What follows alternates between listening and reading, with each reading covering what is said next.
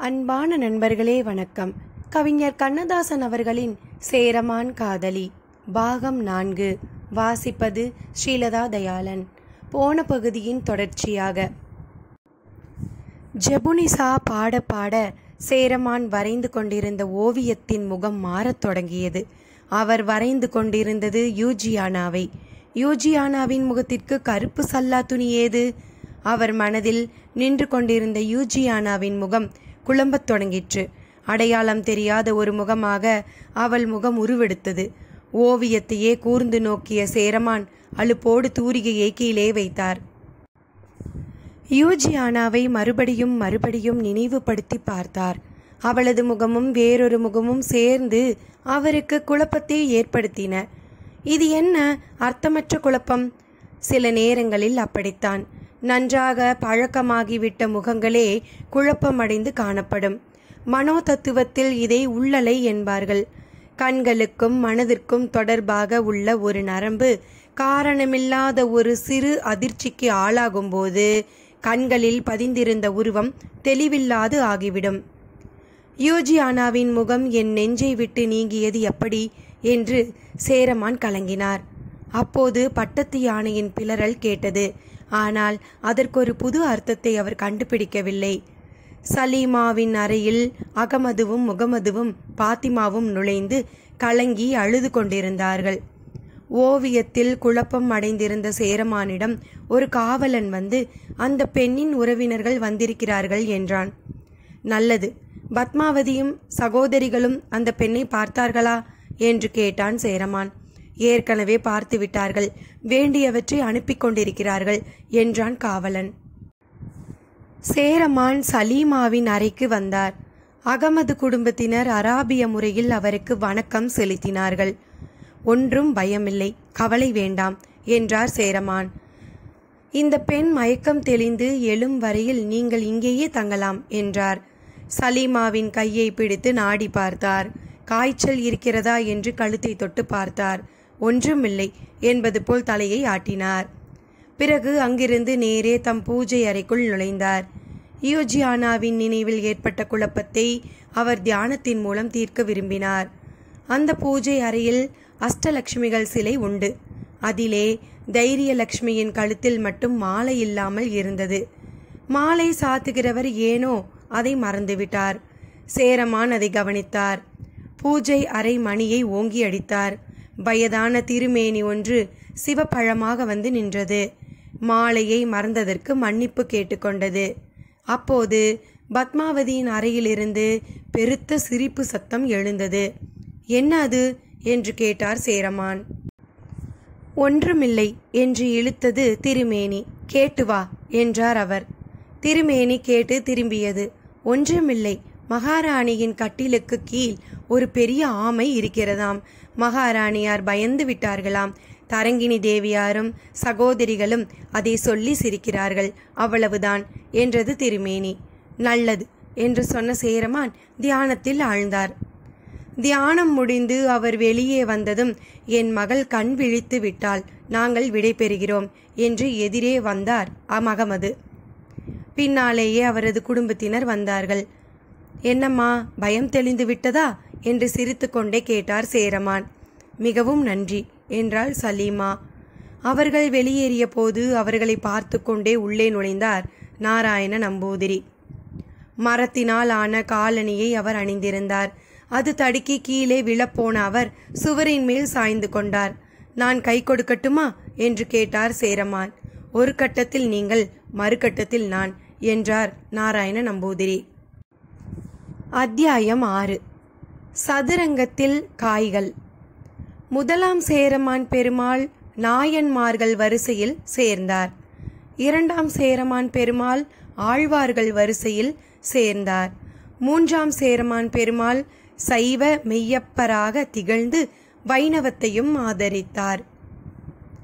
யூஜியானாவின் பிரிவுக்கு பிறகு சலீமா யானையிடமிருந்து காப்பாற்றப்பட்ட பிறகு 3 ஆண்டுகள் மூன்றாம் சேரமான் பெருமாள் ஆட்சியில் மிகவும் அமைதியான ஆண்டுகள். யூஜியானாவின் பிரிவாலே ஏற்பட்ட வடு சேரமானின் நெஞ்சத்திலே இருந்தது என்பதனை தவிர இந்த ஆண்டுகளில் அதிலிருந்து வடிந்து கொண்டிருந்த இரத்தம் நின்றுவிட்டது. திருவஞ்சை களத்திலிருந்து திருவிதாங்கோடு வரையில் திருக்கோயில்கள் எழுப்புவதில் சேரமான் முனைந்திருந்தார். இந்த ஆண்டுகளில் அவரது பொது திறமை வெளிப்பட துவங்கிற்று. அவர் அஷ்டாவதானியாக திகழ்ந்தவர் என்கிறது வரலாறு.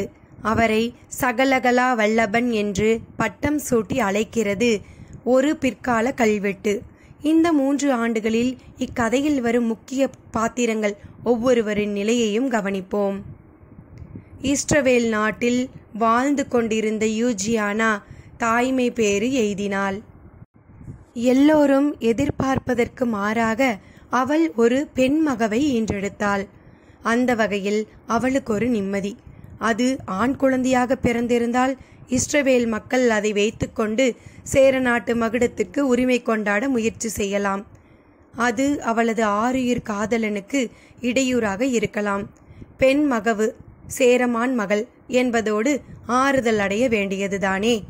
இந்த செய்தியை அரபிக்கடலில் வரிசையாக கருநாகங்கள் போல் நெளிந்து கொண்டிருந்த அலைகள் மூலமாகவே அவள் சேரமானுக்கு அனுப்பினாலே அன்றி ஆள் மூலம் அனுப்ப விரும்பவில்லை.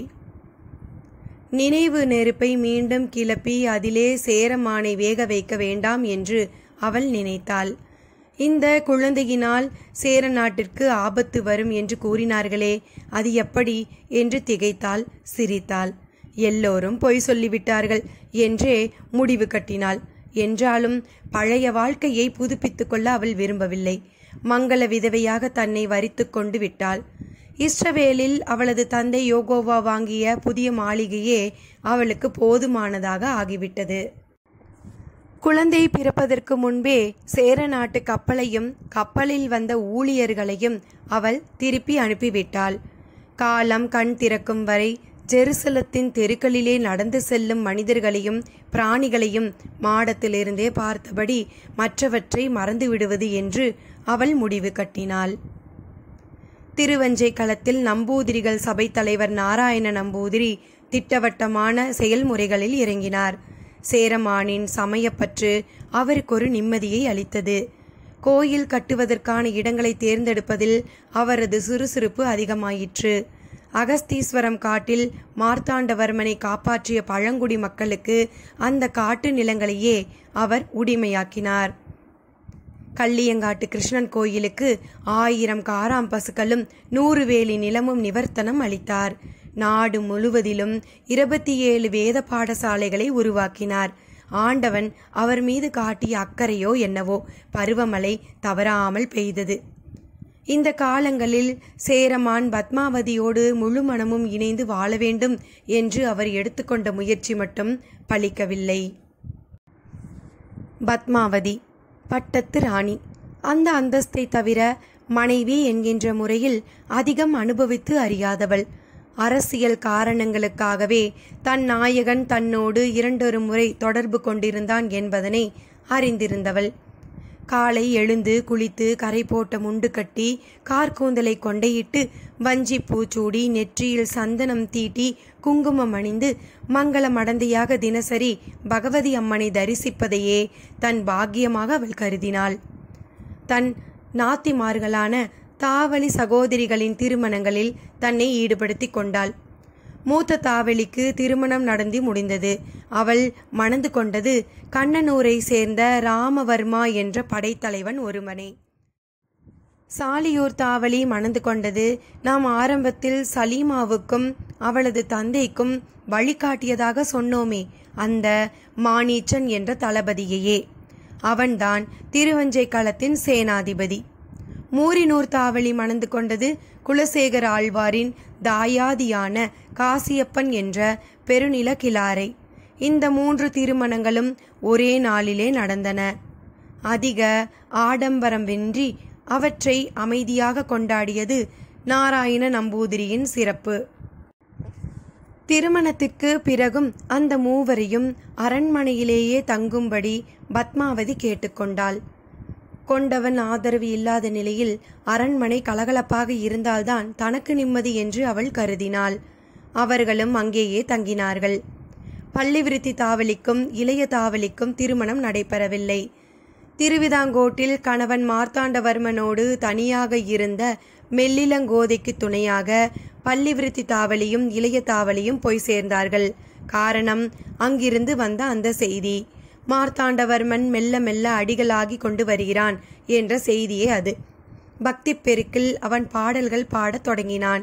தன் மூதாதையர்களில் ஒருவரான முதல் சேரமான் பெருமாள் 2ஆம் திருவிசைப்பா பாடியது போல தானும் 3ஆம் திருவிசைப்பா பாடத் தொடங்கினான். தன் பெயரை வேணாட்டு அடிகள் என்று மாற்றிக்கொண்டான். அரசனுக்குரிய அணிமணிகளை துறந்தான். விபூதியை தண்ணீரில் குழைத்து அங்கமெல்லாம் பூசிக்கொண்டான். நெற்றியிலே பிரகாசமாக சந்தனம் தீட்டி அதன் மீது குங்குமம் அணிந்து ஜொலித்தான். செக்க சிவந்த அழகிய மேனிக்கு அவையே அணிமணியாக விளங்கின. குலசேகர ஆழ்வார் காலத்தில் திருவெஞ்சை களம் முழுவதும் வைணவத் துறவிகள் நிறைந்து காணப்பட்டது போல் திருவிதாங்கோட்டில் சைவத் துறவிகள் நிறைய துவங்கினர். அரண்மனைக்குள்ளும் அடியவர் கூட்டமே காணப்பெற்றது. அரண்மனையில் பணிபுரிவோர் சைவ சின்னம் அணிய வேண்டும் என்ற கட்டளை பிறந்தது. அவன் சைவனாக வாழ்ந்தாலும் திருவிதாங்கூர் அனந்த பத்மநாப சுவாமிக்கு தாசனாகவே விளங்கினான். பத்மநாப சுவாமி கோயிலுக்குள் போகும் மன்னர்கள் கோடி வேட்டி கட்டி செல்லும் பழக்கத்தை இவன்தான் உண்டாக்கினான். அந்த கோயிலுக்கு இவன் அளித்த விளைநிலங்களின் பட்டியல் மிக பெரியது. சேர வம்சத்தின் 8ஆம் நூற்றாண்டு வாரிசில்லாத நூற்றாண்டு. ஆம், மெல்லிலங்கோதைக்கும் குழந்தை பிறக்கவில்லை. இல்லறம் இனிது நடந்தும் மெல்லிலங்கோதை மகப்பேற்றை எய்தவில்லை. அழகு சிலையாக விளங்கிய இளைய தாவலியை அவனுக்கு மனம் முடித்து வைக்க வேண்டும் என்று மெல்லிலங்கோதை முயன்றும் அவன் மறுத்துவிட்டான். ஆண் மலடோ பெண் மலடோ யார் கண்டது, ஆண்டவன் விட்ட வழி என்று கூறி மறுத்துவிட்டான். பாண்டிய நாட்டில் வரகுண பாண்டியன் மறைவுக்கு பிறகு சீர்மாறன் சீர்வல்லபன் பாண்டிய நாட்டு பெருவேந்தனாக முடிசூட்டி கொண்டான்.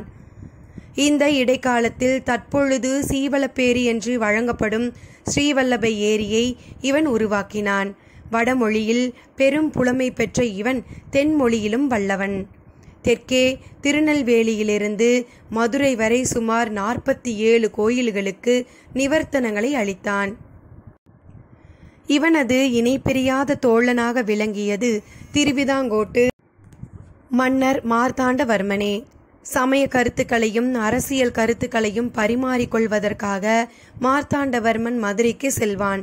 இல்லையென்றால் சீர்வல்லபன் திருவிதாங்கோட்டிற்கு செல்வான். யோஜியானாவை நாடு கடத்துவதற்கு குரத்தியாக நடித்த சீர்வல்லபனின் மனைவி மட்டும் மெல்லிலங்கோதைக்கு ஒரு நாள் ஆண் குழந்தை பிறக்கும் என்று குறி சொல்லிக் கொண்டிருந்தாள். சுசீந்திரம் கோயிலுக்கு சீர்வல்லபன் 1000 ஆடுகளை நிவர்த்தனமாக அளித்தான். சோற்றால் மடை அடைக்கும் சோழவள நாடு நாம் முன்பு பார்த்தது போலவே அமைதியாக இருந்தது. கொங்கு நாடு கவுடதேவனுக்கு பிறகு மல்லதேவன் ஆட்சிக்கு வந்ததும் படைபலமின்மையால் கர்நாடக மன்னர்களால் கைப்பற்றப்பட்டு கப்பம் கட்டி வந்தது. சேர நாட்டிலிருந்து கொங்கு நாட்டிற்கு அனுப்பப்பட்ட மாதேவி கொல்லப்பட்டு விட்டாள். மீண்டும் நாம் திருவஞ்சை களத்திற்கு வந்தால் சேரமானுக்கு இணை பிரியாத சகோதரியாக விளங்கி கொண்டிருப்பது தரங்கிணி மட்டுமே என்பதனை காண்போம். அப்படியே மகமதியர் தெருவுக்கு போனால் சலீமா என்னும் பச்சை கிளி, ஜபுனிசா என்னும் சுட்டிக்கிளியிடம் கொடுந்தமிழ் என்னும் மலையாளத்தை கற்றுக்கொண்டிருப்பதை காண்போம். அரண்மனை மண்டபத்தில் நடக்கும் விழாக்களுக்கெல்லாம் போக அவள் தவறுவதில்லை. கேள்வி கேட்பது, பதில் சொல்வது என்னும் சுவையான விவாதங்களில் அண்மை காலங்களில் அவளும் கலந்து கொண்டாள். இன்னும் 10 நாட்களில் தைத்திங்கள் பிறக்கப் போகிறது. சங்கராந்தி அன்று மாலை 3ஆம் சேரமான் பல பொருள் வித்தகர்களோடு இலக்கிய சிலம்பம் விளையாடுவார். அந்த விளையாட்டில் தானும் கலந்து கொள்வது என்று முடிவு கட்டினாள். விவாத மண்டபம் நிரம்பி வழிந்தது. மன்னவர் மீண்டும் நீண்ட நாட்களுக்கு பிறகு சமய இலக்கிய தத்துவ கலந்துரையாடலில் ஈடுபடுவதால் பல துறை கவிஞர்களும் அங்கே கூடியிருந்தார்கள். கணிசமான அளவில் பெண்களும் குழுமியிருந்தனர். சலீமா, ஜபுனிசா உட்பட. சாந்து பொட்டும் சந்தன பொட்டுமாக அரசரின் நெற்றி விளங்கியது. தாள முடியாத ஒரு தோல்விக்கு பிறகு எந்த ஒரு மனிதனின் சமயப்பற்றும் உறுதி செய்யப்படுகிறது. பெரும்பாலும் மரண தருவாயில் பெருக்கெடுக்கும் சமயப்பற்று சிலரது வாழ்வில் முன்கூட்டியே பெருகத் தொடங்குகிறது. 3ஆம் சேரமான் இப்போது இறை வழிபாட்டில் தம்மை மறந்து கொண்டிருக்கிறார். ஆகவே சமய உணர்வின் வெளி அலங்காரம் அவரை கவர்ந்ததில் ஆச்சரியமில்லை. மன்னவர் என்ன கேள்வி கேட்கப் போகிறார் என்று சபை ஆவலோடு எதிர்பார்த்தது. அவர் கேள்வியை தொடங்கினார். அதிகாலையில் சேவல் ஏன் கூவுகிறது? கோழி ஏன் கூவுவதில்லை? அவையினர் சிரித்தனர். உங்களுக்கு சிரிப்பாக இருக்கிறது. காரணம், இது மிகவும் சாதாரண கேள்வி என்பதால். கோழி முதலிலா முட்டை முதலிலா என்பதும் சாதாரண கேள்விதான். ஆனால் இதுவரை யாரும் அதற்கு பதில் சொன்னதில்லையே. இப்போது என் கேள்விக்கு பதில் சொல்லுங்கள் என்றார் சேரமான். ஒருவர் சொன்னார், ஆண்கள் எப்போதுமே அவசரக்காரர்கள். விடிவதற்கு முன்பே விடியப் போகிறது என்று சத்தமிடுவார்கள். பெண்கள் நிதானமானவர்கள். பொழுது விடிந்து விட்டதை உறுதி செய்த பிறகுதான் அதை பிறருக்கு சொல்வார்கள். சேரமான் சிரித்து கொண்டே சொன்னார், உண்மை அதுவல்ல. உலகை துயில் எழுப்ப வேண்டியவன் இறைவனே. அவனை துயில் எழுப்ப வேண்டியவள்தான் இறைவி. எதையும் தொடங்கி வைக்கும்படி தன் மணாளனுக்கு காலை நேரத்தில் அவள் கட்டளையிடுகிறாள். இறைவன் அதை உலகுக்கு அறிவிக்கிறான். அவையினர் கைத்தட்டினார்கள். உடனே சலீமா எழுந்து கேட்டாள், இறைவனுக்கு ஓர் இறைவி இல்லாத சமயங்களுக்கு நீங்கள் சொல்வது பொருந்துமா? சேரமான் சொன்னார், இறைவனுக்கு இறைவி இல்லாத சமயமே இல்லை. வன்மையின் மறுபுறம் மென்மை, ஆண்மையின் மறுபுறம் பெண்மை. புறத்தோற்றத்தில் சைவ வைணவ சமயங்கள் இறைவியை வைத்திருக்கின்றன. மற்ற சமயங்கள் அகத்தோற்றத்தில் அவற்றை அடக்கியுள்ளன. அறிவறியாத பாமர மக்களுக்கு புரிய வைப்பதே புறத்தோற்ற படைப்பு. சலீமா திருப்தியுற்றவளாக அமர்ந்தாள். ஜெபுனிசா சும்மா இருப்பாளா? அப்படியென்றால் காதல் உணர்வு இறைவனுக்கு உண்டா என்று கேட்டாள். உண்டு. இறைவனது காதல் உணர்வு வெறும் சரீர இச்சையன்று. அது பிறப்பின் மூலத்தை குறிக்கும் தத்துவம். உயிரினங்களை அதிகரிக்க செய்யும் உணர்ச்சி பூர்வமான தத்துவமே காதல் என்பது. மானுடம் அதை நோக்கும் முறை வேறு. வாழ்வின் சுவையான பகுதி என்றே அதை அது அணுகுகிறது. அதன் மூலம் சில பிறப்புகளுக்கு அது காரணமாகிறது. இறைவனது காதலில் நிகழ்ந்ததே மனித உற்பத்தி. மனிதனின் காதலில் நிகழ்வதே பிரஜா உற்பத்தி. முன்னது ஆன்மாவில் எழுவது, பின்னது சரீரத்தில் எழுவது என்றார் சேரமான். இதை புரிந்து கொள்வது கடினமாக இருக்கிறது என்றாள் ஜெபுனிசா. அப்படித்தான் இருக்கும். உங்களுக்கு இன்னும் அந்த அனுபவம் இல்லை என்று நினைக்கிறேன் என்றார் சேரமான். ஜெபுனிசா கைகளால் முகத்தை மூடிக்கொண்டு உட்கார்ந்து விட்டாள். சலீமா தலையை குனிந்தபடி கால் பெருவிரலால் கோலம் போட்டாள். ஒரு வாலிபர் எழுந்து சேரமானை பார்த்து கேட்டார், பெண்களுக்கு பருவம் வந்துவிட்டது ஒரு குறிப்பிட்ட நாளில் உணரப்படுகிறது. ஆனால் ஆண்களுக்கு அப்படி இல்லையே. ஓர் ஆடவன் பருவம் அடைந்து விட்டதை எப்படி தீர்மானிப்பது? சேரமான் சிரித்து கொண்டே சொன்னார், மாமரம் பருவமடைந்து விட்டதை அதன் புஷ்பங்கள் காட்டுகின்றன. ஆனால் பலாமரம் பருவமடைந்ததை எது காட்டுகிறது? ஆடவன் பருவமடைந்து விட்டதை அவன் கண்களே வெளிப்படுத்துகின்றன. பலாமரத்தில் காய்கள் வெளிப்படுத்துவது போல. அந்த வாலிபர் குறும்பாக மேலும் கேட்டார், ஆடவர் பருவமடைவதற்கும் ஆண்டவன் ஓர் ஏற்பாட்டை செய்திருந்தால் என்ன? செய்திருக்கலாம், நீங்கள் ஆண்டவனாக இருந்திருந்தால் என்றார் சேரமான். ஒரு முதுபெரும் அறிஞர் எழுந்து கேட்டார், பிராணிகளில் மலடுகள் அதிகம் இருப்பதாக தெரியவில்லை. ஆனால் மனித ஜாதியில் சில பெண்கள் கருவுறுகிறார்கள். சிலருக்கு அந்த பாக்கியம் இல்லை. அது ஏன்? இந்த கேள்வி சேரமானின் நெஞ்சில் அடிப்பது போல் இருந்தது. அவரது கண்கள் கலங்கின. பத்மாவதிக்காக ஒரு கண்ணும் யூஜியானாவுக்காக ஒரு கண்ணும் அழுதன. புரிந்து கொண்ட அவையினர் கேள்வி கேட்டவரை முறைத்து பார்த்தனர். சலீமா கூட சஞ்சலத்தில் ஆழ்ந்தாள். ஜெபுனிசா நிலைமையை திசை திருப்ப முயன்றாள். எந்த வயதிலும் சிலர் அழகாக இருக்கிறார்கள். சின்ன வயதிலேயே சில பேர் வயதானவர்கள் போல் காட்சியளிக்கிறார்கள். அது ஏன்? என்னுடைய கேள்வியினால் மன்னவருக்கு திருஷ்டி பட்டுவிடக்கூடாது என்றாள் ஜெபுனிசா. அந்த தாக்குதலை இந்த பாராட்டுரை சமாளித்து விடும் என்று அவள் கருதினாள். அது அவரவருக்கு இறைவன் வழங்கும் அளவு என்றார் சேரமான். சலீமா ஒரு பெருமூச்சு விட்டாள். மனத்தினாலேயே மனிதர்கள் அலைக்கழிக்கப்படுகிறார்கள். அந்த மனம் மட்டும் மனிதர்களுக்கு இல்லாமல் இருந்திருந்தால் என்று கேட்டாள் சலீமா. மனஸ் என்ற வடமொழி மூலத்தில் இருந்துதான் மனுஷன் என்ற வார்த்தை வந்தது. அதுவே மனிதன் என்று மருவிற்று. மண் என்ற தமிழ் வார்த்தைக்கும் மனிதன் என்றே பொருள். மனதை கொண்டே மனிதன் நிர்ணயிக்கப்படுகிறான். விலங்குகளுக்கு 5 அறிவு என்றும் மனிதர்களுக்கு 6 அறிவு என்றும் கூறப்படுகிறது. மனிதர்களையும் விலங்குகளையும் பிரித்து காட்டுவது இந்த 6வது அறிவல்ல, மனம் ஒன்றே. மாமரத்து விறகுகளை எரியவிட்டே அதில் விளைந்த மாங்காய்களை கொதிக்க வைப்பது போல மனதை துடிக்க வைத்தே மனிதனை கொதிக்க வைக்கிறான் இறைவன். மிகவும் உறுதியானது என்று மனம் நம்புகின்ற ஒன்று பொய்யாகி விடுகிறது. பொய் என்று கருதுவது உண்மையாகி விடுகிறது. இந்த பேதங்களும் சலனங்களுமே அறிவை போய் தொடுகின்றன. ஆகவே மனம் இல்லை என்றால் அறிவுக்கு வேலை இல்லை, இரண்டும் இல்லை என்றால் யாருக்கும் தொல்லை இல்லை, எனக்கும் கூட என்றார் சேரமான். அவர் பேச பேச அவரையே கவனித்து கொண்டிருந்தாள் சலீமா. அவளது பாதி முகத்தை மூடியிருந்த கருப்பு சல்லா துணியை அவளது பெருமூச்சு தாளாட்டிற்று. உடனே ஜபுனிசா எழுந்து, பாரத சங்கீதத்தில் ஆரோகணம் அவரோகணம் என்று பேசப்படுகிறதே, அவை என்ன என்று கேட்டாள்.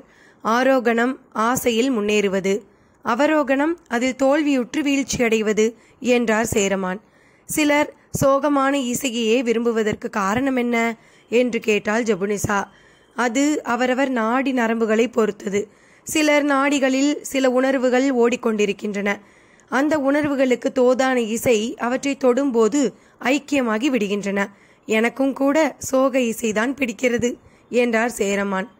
உடனே முன்பு கேள்வி கேட்ட அதே வாலிபர் எழுந்து, அவை கூடியிருந்ததிலிருந்து இந்த 2 பெண்கள் மட்டுமே கேள்வி கேட்டுக் கொண்டிருக்கிறார்கள், அது ஏன் என்று கேட்டார். மற்றவர்களை விட அவர்கள் அறிவாளிகள் போலிருக்கிறது என்று குத்தினார் சேரமான். சலீமாவுக்கும் ஜபுனிசாவிற்கும் உற்சாகம் காலிலிருந்து தலைவரை ஜிவ்வென்று ஏறியது. விவாத நேரம் முடிந்துவிட்டதற்கான மணி ஓங்கி ஒலித்தது. எல்லோரும் எழுந்து நின்றார்கள். சேரமான் பெருமாள் உள்ளே போன பிறகுதான் மற்றவர்கள் வெளியே போக வேண்டும். அவர் எல்லோருக்கும் வணக்கம் செலுத்திவிட்டு உள்ளே சென்றார். மற்றவர்கள் வெளியே சென்றார்கள். சலீமாவும் ஜபுனிசாவும் தங்களை மறந்த நிலையில் அங்கேயே நின்றார்கள். அரசரது திருவுள்ளம் ஓர் ஆழமான சுரங்கம். அவர் ஓர் அறிவுக்கடல். நான் கேரள தேசத்திற்கு வந்ததற்கு பெரும் மகிழ்ச்சி அடைகிறேன் என்றாள் சலீமா. வெளி உலகை கண்டாலே பயப்படுகிற நீ அதற்குள் எப்படி இவ்வளவு விவரம் தெரிந்தவளானாய் என்று கேட்டாள் ஜபுனிசா. ராஜ தரிசனமே காரணம் என்றாள் சலீமா.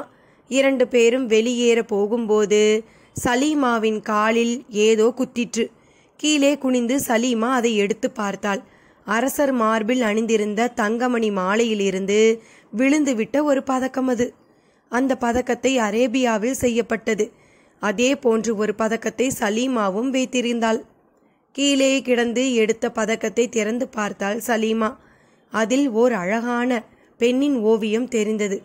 ஆம், யூஜியானா. அத்தியாயம் 8.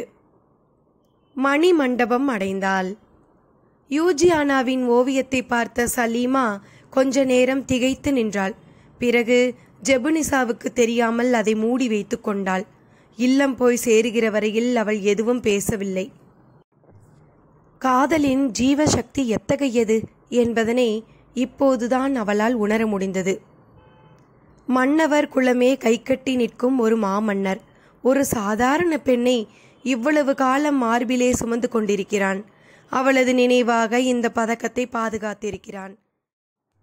இப்போது அந்த பதக்கம் அடியோடு அறுபட்டு விட்டது என்பதன் அடையாளமாகத்தான் பதக்கம் கீழே விழுந்திருக்கிறதா? பதக்கங்கள் அருந்து போகலாம், பந்தங்கள் அருந்து போகலாம், பாசம் என்ன அருந்து போகக்கூடிய ஒன்றா? ஆம், அதுவும் உண்டுதான். காலம் என்னும் மருத்துவன் அதையும் கூடத்தான் கத்தி வைத்து வெட்டிவிடுகிறான். கேள்விக்குறிகளில் சிக்கிக்கொள்ளாத இளம் சிட்டு சலீமாவுக்கு வயது வளர்ந்து கொண்டிருந்தது. ஆகவே கேள்விக்குறிகளும் அவள் மீது விழுந்து கொண்டிருந்தன. முதலில் அது கண்களில் விழுந்தது, இப்போது இதயத்தில் விழுந்திருக்கிறது. இனி அது தேகத்தை ஆக்கிரமிக்கக்கூடும். இல்லம் வந்த சலீமா அரைக்கதவை தாளிட்டு கொண்டு அந்த ஓவியத்தை மீண்டும் பார்த்தாள். தன் பெட்டியை திறந்து தன்னுடைய பதக்கம் இருந்த சிப்பிச் சிமிழில் அதையும் வைத்தாள். அந்த சிமிழ் ஓர் இதயத்தின் வடிவிலேயே அமைந்திருந்தது. ஒவ்வொரு காரியத்திற்கும் காரணம் உண்டு என்பதனை எண்ணிக்கூட பார்த்திராத சலீமா இப்போது எண்ணவும் தலைப்பட்டாள். கடந்த 3 ஆண்டுகளில் மலையாள கொடுந்தமிழில் அவளுக்கு ஏற்பட்ட பயிற்சியும் மன்னவர் இடத்தில் ஏற்பட்ட பக்தியும் கேரள தேசத்தின் மீது ஏற்பட்ட பாசமும் அவளை ஒரு கேரள பெண்ணாகவே மாற்றியிருந்தன. சில நினைவுகளை அவள் ஜபுனிசாவிடம் கூட மறைக்க தலைப்பட்டாள். மறுபடியும் அரண்மனைக்கு சென்று மன்னரை பார்த்து பதக்கத்தை கொடுத்துவிட்டு வர வேண்டும் என்று அவளுக்கு தோன்றிற்று. அப்போதும் ஜபுனிசா கூட வருவதை அவள் விரும்பவில்லை. அதனால்தான் போக நினைத்ததை அவளுக்கு சொல்லவில்லை. ஒரு பெண்ணின் மீது காதல் கொண்ட ஆடவன் அந்த காதலில் திடமாக இருப்பதை அறிந்தால் மற்ற பெண்களுக்கு கூட அவனிடம் ஒரு பற்றுதல் வரும். செம்மையான காதலில் ஈடுபட்ட உள்ளங்களை பிற மென்மையான உள்ளங்கள் நேசிப்பது இயற்கை. சலீமாவுக்கு சேரமானிடம் ஏற்பட்டது என்ன? இனம் புரியாத ஓர் உணர்ச்சி, சுகமான ஒரு வேதனை. இன்றைய இரவு முழுவதும் மறுநாள் தான் அரண்மனைக்கு போவது பற்றியே அவள் சிந்தித்து கொண்டிருந்தாள். ஜெபுனிசாவின் பாடல் இப்பொழுது அவளுக்கு வேதனையாகத்தான் இருந்தது. மன்னவனை எந்த நேரத்தில் பார்க்கலாம் என்று அவளுக்கு தெரியாது.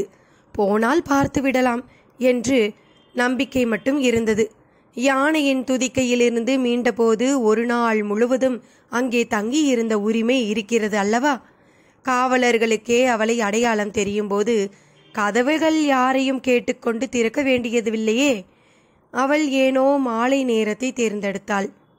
தென்னங்கீற்றுகளை தாளாட்டும் தென்றல் வஞ்சி தெருக்களில் ஊஞ்சலாடி செல்லும்போது தானும் அதிலே தவழ்ந்து செல்ல அவள் விரும்பினாள். ஜரிகை தேய்த்த ஒரு நீல நிற அங்கியை அவள் அணிந்து கொண்டாள். முழு கையும் தேய்க்கப்பட்ட அந்த அங்கி அவள் அழகுக்கு மெருகூட்டியது. வலதுபுறம் கூந்தலோடு சேர்த்து செருகப்பட்டு இடதுபுறமும் ஒதுக்கிவிடப்பட்ட ஒரு பழுப்பு நிற முக்காடு கார்மேகமும் செவ்வானமும் கலந்து நிற்பதை காட்டிற்று. அரைமுகத்தை மூடும் சாதாரண கருப்பு சல்லா துணிக்கு பதிலாக ஜரிகை தேய்த்த சல்லா துணியையே அணிந்து கொண்டாள். அராபிய பாணியில் காதணிகள் ஊஞ்சலாடின. கண்ணாடியில் தன்னை மீண்டும் மீண்டும் பார்த்து கொண்டாள். புறப்பட்டு வெளியே போக பிற்பாடுதான் எதற்காக புறப்பட்டோம் என்ற நினைவே அவளுக்கு வந்தது. ஆம், பதக்கத்தை எடுக்க அவள் மறந்துவிட்டாள். அதற்காக அவள் மீண்டும் இல்லத்திற்குள் திரும்பிய போது அவளை ஆச்சரியமாக பார்த்தாள் ஜெபுனிசா. என்ன, காற்று எங்கே புறப்பட்டு கொண்டிருக்கிறது என்று கேட்டாள் அவள். காற்று ஒன்றுதானே துணையில்லாமலும் தடையில்லாமலும் போகும். எங்கேயும் எப்போதும் நுழையக்கூடியது அது ஒன்றுதானே. இப்போது அந்த ஜாடையை புரிந்து கொள்வது சலீமாவுக்கு கடினமாக இல்லை. ஆனால் என்ன சொல்வது என்று புரியவில்லை. குத்தலாகவும் ஜாடையாகவும் திருப்பிச் சொல்லும் நிலையிலும் அவள் இல்லை. வெளியே போயிருந்த அவள் திடீரென்று ஏன் வந்து தொலைந்தாள் என்று கோபம் மட்டும் தோன்றிற்று. நான் அரண்மனைக்கு போய் பதக்கத்தை கொடுத்து விட்டு வரப்போகிறேன் என்று உள்ளதை உள்ளபடி சொல்லிவிட்டாள். வேறு எதை சொன்னாலும் அடுத்தடுத்து கேள்வி கேட்கும்போது புதிய புதிய பொய்களை சொல்ல வேண்டுமே. அப்படியென்றால் நானும் வருகிறேன் என்றாள் ஜெபுனிசா. சலீமா அதை எதிர்பார்த்தவள்தானே. மடமடவென்று மாடத்தில் ஏறி சென்று அவசர அவசரமாக பதக்கத்தை எடுத்துக்கொண்டு திரும்பினாள். ஏதோ ஒரு பெரிய காரியத்திற்கு தடை நேர்ந்து விட்டது போல் அவளுக்கு தோன்றிற்று. அது என்ன காரியம் என்று கேட்டிருந்தால் அவள் விழித்திருப்பாள். புரிந்தும் புரியாத நிலையல்லவா அது. வேறு வழியின்றி ஜெபுனிசாவை அழைத்து கொண்டு புறப்பட்டாள் சலீமா. அவள் நினைத்தது போலவே அரண்மனை கதவுகள் அவளுக்காக திறந்தன. முன்புற முற்றத்தில் அவர்களை அமர செய்தார்கள் காவலர்கள். உட்புற கதவுகளையே அசையாமல் பார்த்து கொண்டிருந்தாள் சலீமா. அந்த கதவுகள் திறக்க மாட்டாவா, அரசர் தன்னை காண மாட்டாரா என்பதே அவளது கவலையாக இருந்தது. திரும்ப திரும்ப தன் ஆடைகளை சரிப்படுத்தி கொண்டாள். அடிக்கடி பொறாமையோடு ஜெபுனிசாவை பார்த்தாள். கதவு திறக்கும் சத்தம் கேட்டபோது கரை காண முடியாத மகிழ்ச்சியுடன் திரும்பி பார்த்தாள் சலீமா. அங்கே நாராயண நம்பூதிரி வந்து கொண்டிருந்தார். இளஞ்சிட்டுகளுக்கு ஓர் ஏமாற்றம். இரண்டும் எழுந்து நின்றன. என்ன செய்தி என்றார் நாராயண நம்பூதிரி. மன்னரை காண வேண்டும் என்றாள் சலீமா. இப்பொழுது அவள் ஜெபுனிசாவை பேசவிடவில்லை. என்னிடம் சொல்லுங்கள் என்றார் நாராயண நம்பூதிரி. சலீமா ஜெபுனிசாவை பார்த்தாள். நாராயண நம்பூதிரிக்கு பழைய நினைவு கொஞ்சம் வந்தது. தூரமிக்க வானத்தின் எந்த பறவை பறந்தாலும் அது என்ன பறவை என்று கண்டுபிடித்து விடக்கூடியவரல்லவா அவர். இல்லை, மன்னவரிடமே நேரில் சொல்ல வேண்டும் என்று துணிந்து சொல்லிவிட்டாள் சலீமா. அந்தரங்கமா? நான் அறியலாமா என்று கேட்டார் நாராயண நம்பூதிரி. சலீமா குழம்பினாள். யார் இந்த கிழவன், உயிரை வாங்குகிறானே என்று அவளுக்கு ஆத்திரம் வேறு வந்தது. சின்னஞ்சிறிய பெண்கள் மன்னவரை பார்க்க வந்தால் எங்கள் நாட்டு தென்னை மரங்கள் கூட பயப்படும் என்று வேடிக்கையாக சிரித்து கொண்டே சொன்ன நாராயண நம்பூதிரி, நான் வேடிக்கையாக சொன்னேன். மன்னவர் மற்றொரு அரண்மனையில் தங்கியிருக்கிறார். என்னிடம் சொல்லலாம் என்றால் சொல்லுங்கள், ஏதேனும் தருவதாயிருந்தால் என்னிடம் தாருங்கள் என்றார். மேலும் கொடுத்துவிடு கொடுத்துவிடு என்றாள் ஜெபுனிசா. சலீமாவுக்கு கோபமாக வந்தது. கையில் இருந்து பதக்கத்தை காட்டி, அன்று மன்னவர் கழுத்திலிருந்து விவாத மண்டபத்தில் இது விழுந்து விட்டது, இதை அவரிடம் கொடுக்க வேண்டும் என்றாள். அமைதியாக அதை கையில் வாங்கி அதை திறந்து பார்த்தார் நாராயண நம்பூதிரி. அதிலே யூஜியானாவின் ஓவியம் இல்லை. மேலும் என்ன நடந்தது என்று அடுத்த பகுதியில் பார்க்கலாமா? நன்றி நண்பர்களே.